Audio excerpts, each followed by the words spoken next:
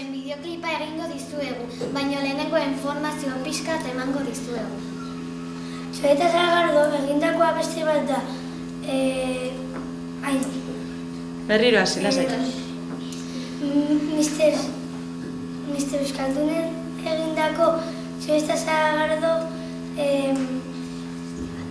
abesti bat da. Gaur dantza egingo dizuegu. Mister Euskaldun 2016 urtean sortu zen. Euskal kultura, abestiak eta hainbat marrazki barregarriak dira.